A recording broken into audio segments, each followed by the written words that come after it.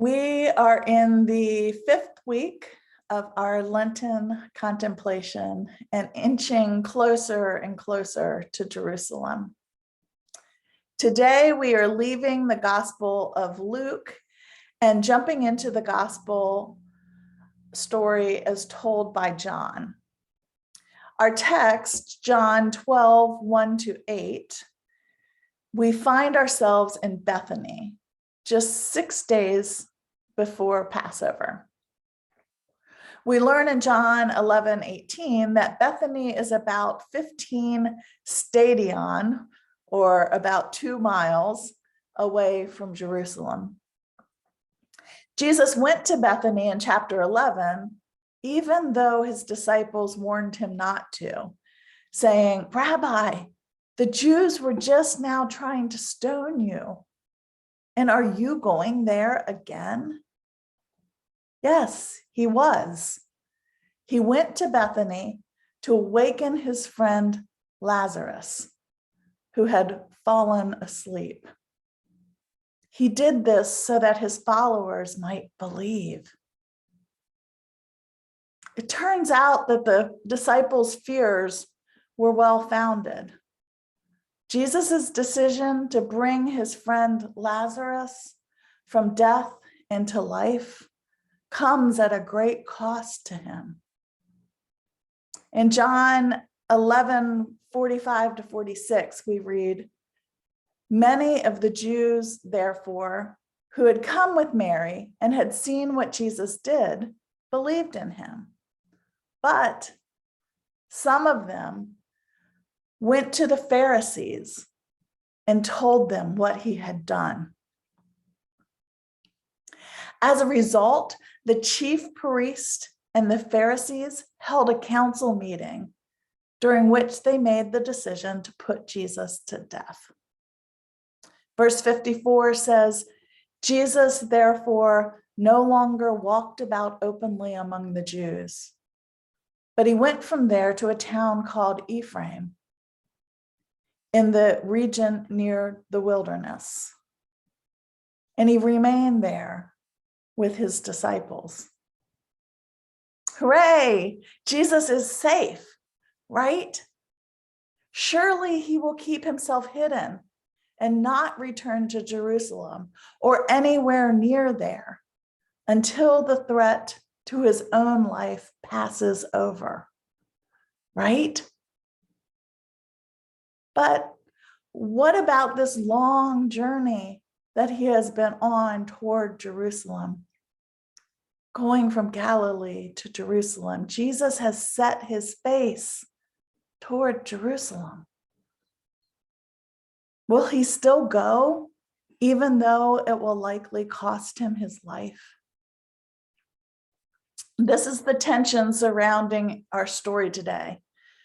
Remembering Lazarus' death and resurrection because of Jesus, who earlier declared to Martha, "I am the resurrection and the life," while at the same time experiencing the very real threat to Jesus's life. Death is in the air that we breathe in this story. I wonder what Mary was thinking as she poured a pound of pure nard on Jesus's feet. The Greek word translated pure here is pistekes, from the root word pistis, which means trustworthiness or faith. I wonder if she poured trustworthy nard on Jesus's feet because she was struggling to trust that Jesus was truly the resurrection and the life. Even though her brother was brought back to life, the threat of death loomed large all around her. In the NRSV translation, Jesus says to Judas, "Leave her alone. She bought it so that she might keep it for the day of my burial." My footnote says that in the Greek text, in the Greek New Testament, it lacks the phrase "she bought it." Instead, it reads, "Leave her alone, so that for the day of my burial, she may keep it." She may keep it is terese oto, from the word tereo, to keep, to guard, to observe, to watch over. Could Jesus be saying to her, "You can trust me, Mary, even at the time of my burial. Watch and see. What you are doing here today is an even greater service to me than you now know."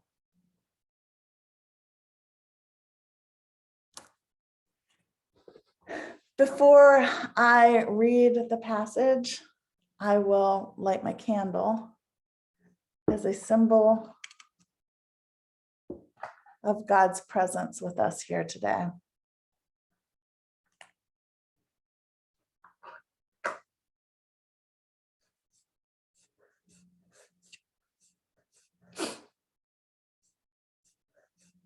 My notes just disappeared. I'm so sorry.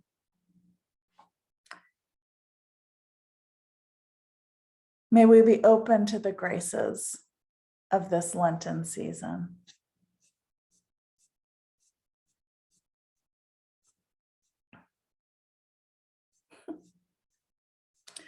John 12, 1-8. 6 days before the Passover, Jesus came to Bethany, the home of Lazarus, whom he had raised from the dead. There they gave a dinner for him. Martha served, and Lazarus was one of those at the table with him. Mary took a pound of costly perfume made of pure nard, anointed Jesus' feet, and wiped them with her hair. The house was filled with the fragrance of the perfume. But Judas Iscariot, one of the disciples, the one who was about to betray him, said, "Why was this perfume not sold for 300 denarii and the money given to the poor?" He said this not because he cared about the poor, but because he was a thief. He kept the common purse and used to steal what was put in it. Jesus said to him, "Leave her alone. She bought it so that she might keep it for the day of my burial. You always have the poor with you, but you do not always have me." The word of the Lord.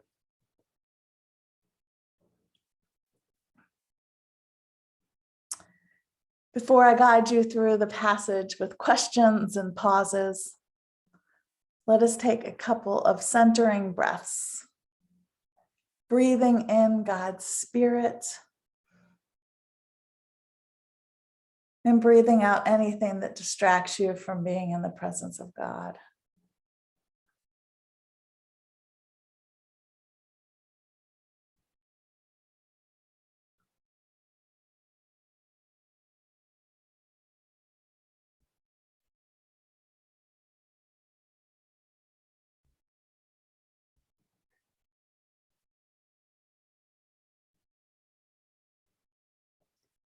May we be open to the graces of this Lenten season. I invite you to enter the story. 6 days before the Passover, Jesus came to Bethany, the home of Lazarus, whom he had raised from the dead. As you walk with Jesus, the 13 to 15 miles from Ephraim back to the home of Lazarus, pay attention to what you see and hear and smell and feel. When you begin the journey, you are in the wilderness, the desert. Notice the colors or lack of colors present in the desert scape.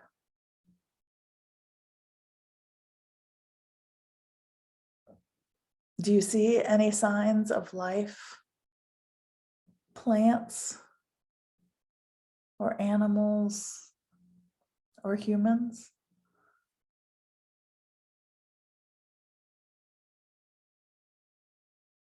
Do you pass by any tents? If so, are they inhabited or abandoned?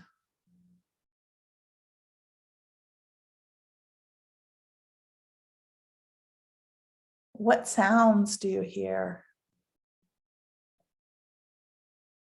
Wind blowing, tent flaps moving, birds chirping.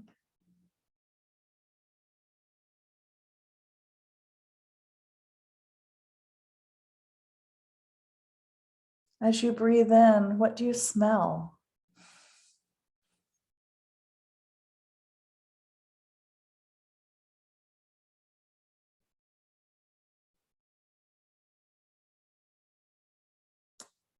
As you move closer to Bethany, notice the change in the colors.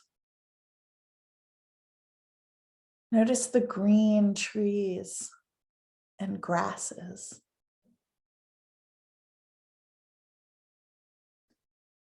Perhaps you see some lilies in a field. Take a moment to notice and marvel at their splendor.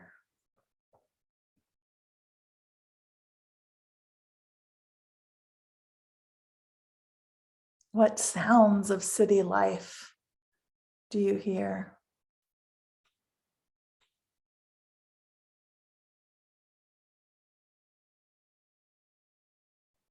Do you feel anxiety, fear, or danger as you move closer to Jerusalem?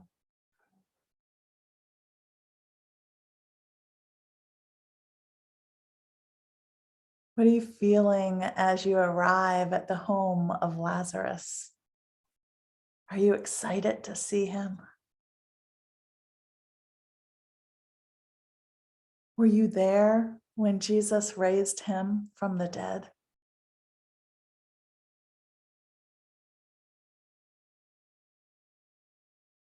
What emotions stir within you as you see Lazarus in front of you now, fully alive?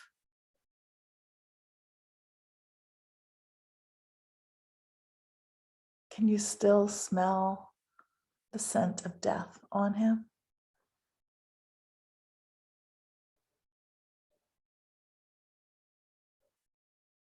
How are you greeted when you arrive?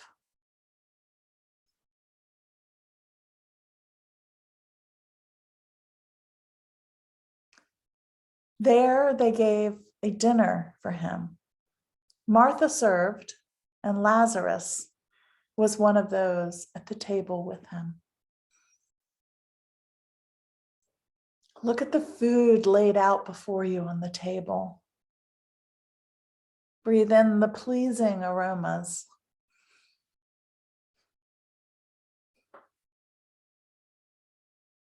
Is there anything there that does not appeal to you?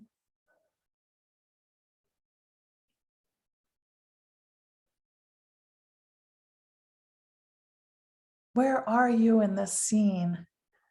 Are you reclining at the table with Lazarus and Jesus? If so, where do you lie and who else is reclining with you?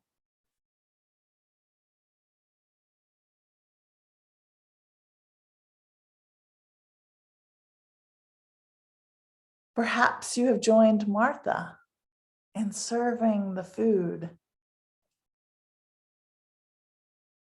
If so, what are you experiencing as you serve Jesus and his companions?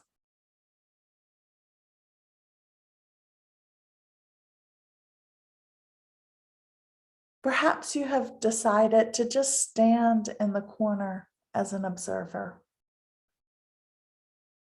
If so, what are you observing?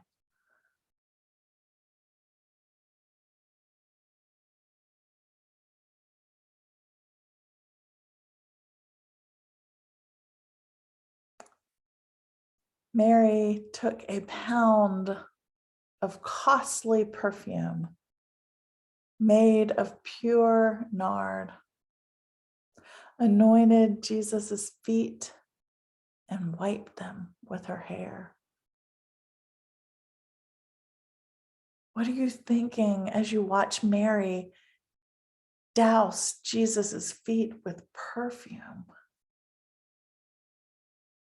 Are you bothered by the sight of a pound of expensive liquid flowing over his feet and onto the floor? And of Mary's hair mixing with the mess as she wipes Jesus's feet?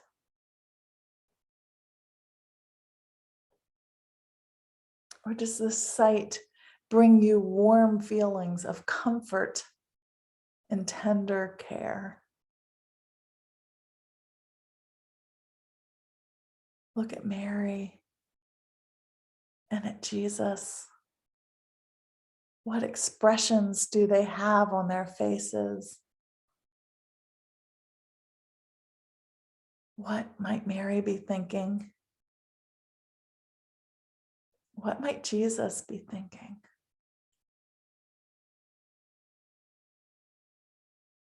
Do they say anything to each other? Or communicate through touch and sight and feel?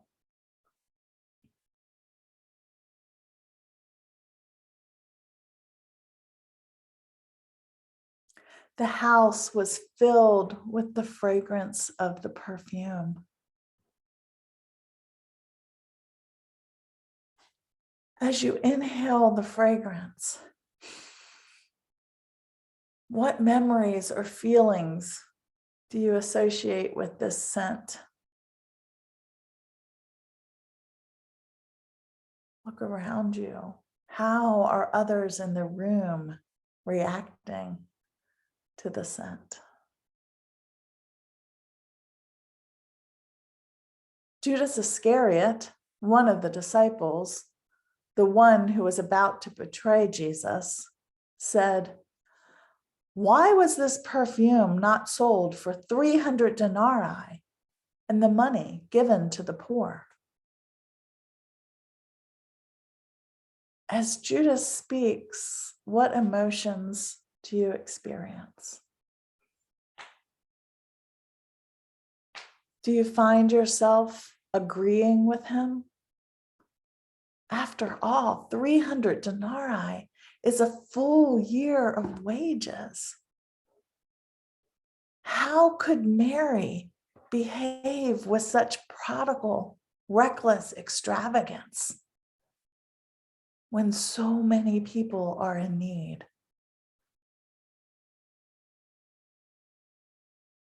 Or perhaps you find yourself wondering why Judas would challenge Mary's expression of love and devotion to Jesus. After all, don't you feel the same devotion?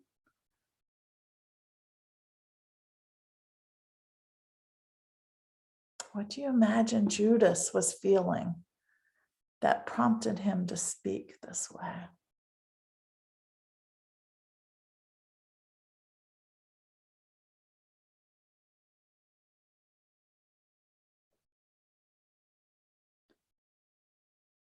The narrator tells us he said this not because he cared about the poor, but because he was a thief. He kept the common purse and used to steal what was put into it. Do you know this or suspect this about Judas and question his motives? Or do you find yourself trusting that he in fact is concerned about the poor?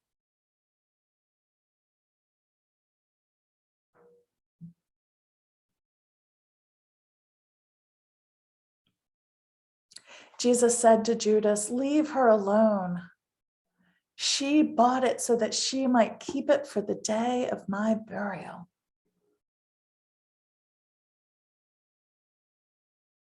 How does Judas respond to this reprimand?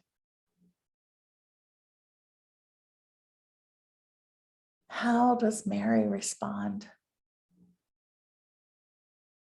Very recently, she had prepared her brother Lazarus' body for burial.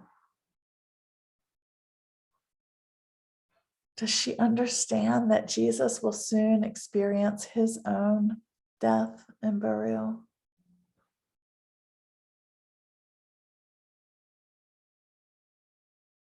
Are Jesus's words to Judas also meant for Mary to encourage her to trust him, to watch and see what will unfold?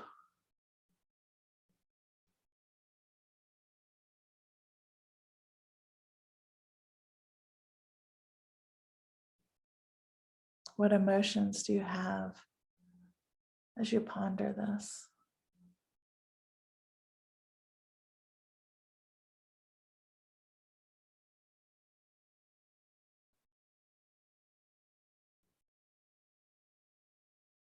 Jesus concludes by saying, "You always have the poor with you, but you do not always have me." How do you respond to these words? Are you grateful that the poor will always be with you because you appreciate the spiritual gifts that the poor bring to your community?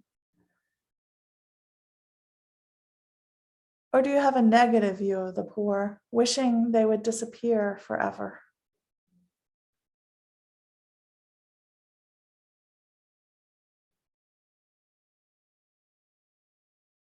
In what ways does Jesus saying, "You do not always have me," rattle you?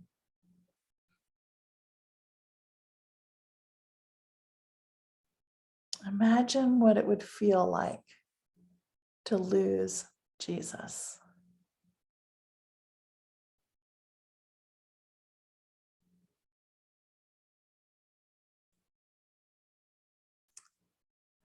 I invite you to spend the next 10 minutes in a colloquy with the divine. Speak to God about what you experienced during the contemplation, especially the parts of the story that caused you to experience strong emotions, the parts that gave you great joy or left you feeling uneasy. What might God want to say to you about your life as it relates to this story?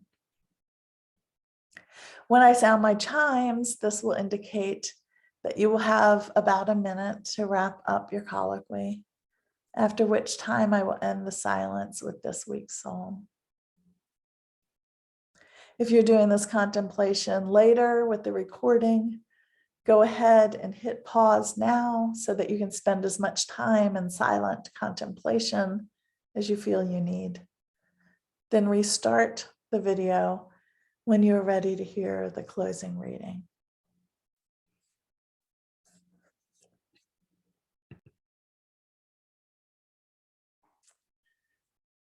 I will close our silence by reading Psalm 126.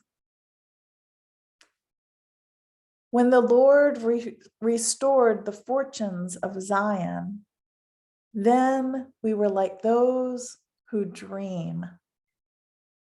Then our mouths were filled with laughter, and our tongue with shouts of joy. Then they said among the nations, "The Lord has done great things for them." The Lord has done great things for us, and we are glad indeed. Restore our fortunes, O Lord, like the watercourses of the Negev. Those who sowed with tears will reap with songs of joy. Those who go out weeping carrying the seed, will come again with joy, shouldering their sheaves. Amen.